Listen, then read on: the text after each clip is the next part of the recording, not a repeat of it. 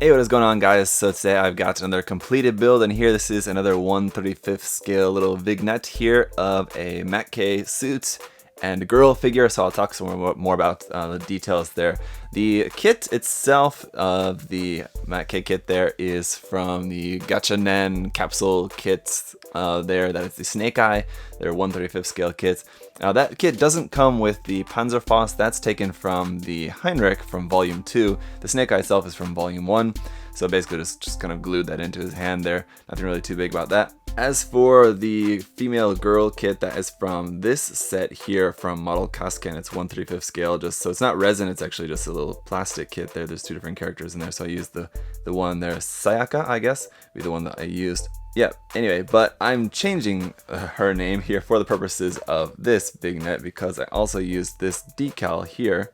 I'm going with Aya because that is the name on that decal there that I placed up on the top of that, and that is from the volume 1.5, think of the character. That's the set of Gachanen kits, the capsule kits that came with the characters in there, and so that was one of the decals that came with that set. So she's now Aya.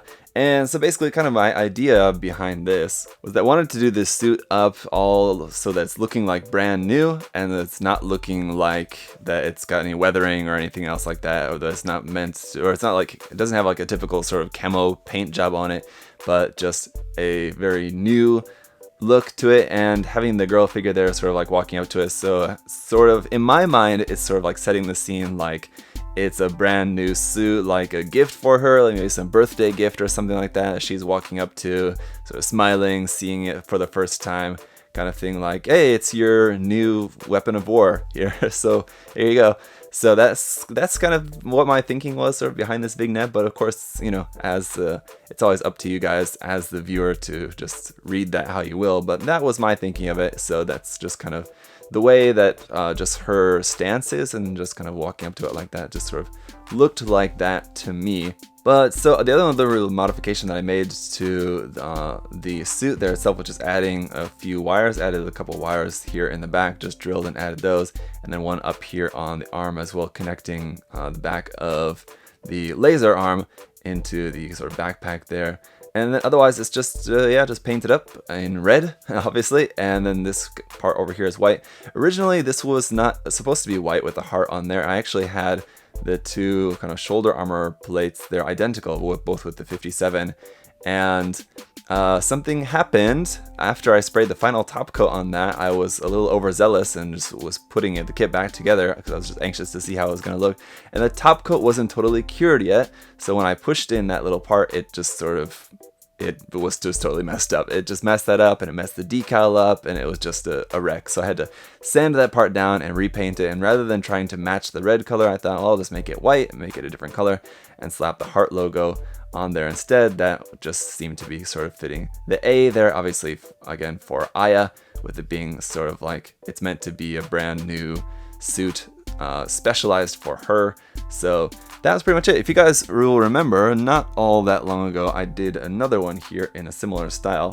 So I had this other one here, just in the same style with the block painted in the same way, wood block on the base painted in the same way, with the suit there giving the girl a watermelon.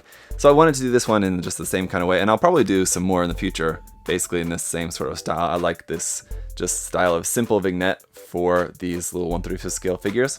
One other thing then, I do just want to also give you guys a comparison so you can see how big this is, or how small this is, at least compared to a 1/44 scale HG Gundam there, so you can get an idea of the size of this. So I'll just give you guys a few looks around this. Yeah, so basically the suit itself I have had painted up for a while. I finished that a while back, and then I was just basically waiting to finish up painting the figure and then just setting up the base and everything. So that was kind of just something that was taking me a while to finally get around to. So I finally got around to it and did that.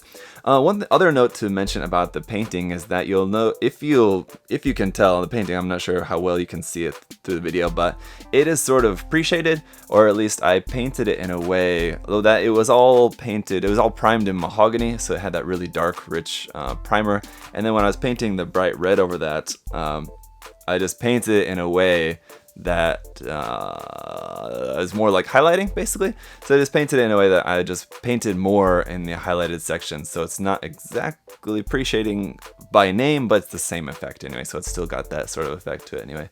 But yeah, and then so just the last step that I've just been doing here the last couple days is just finishing up painting up the girl figure there, and that was just all done by hand, obviously. Well, actually, not all. The skin tone was painted with airbrush, and then everything else after that was then just hand painted using a mix of lacquers mostly, and then doing some detail painting as well, a little bit, and a little extra final bits there with using some enamel paints. And basically, as far as the base, the figure is sort of like in the middle of stepping, so I wanted to have her like stepping up onto something, so I just cut out a little square piece of plot plate and just put that down there just to give her something that she's actually stepping up onto. And then I just added the extra little railing in there as well. It's just a piece of wire, just drill the holes down, just bend the wire, drop it in there, just to give it extra little sort of detail so that it looks like it's sort of like a hanger sort of space, some sort of space there that she's in. So that is pretty much it. I really like doing these. These are a lot of fun to put together.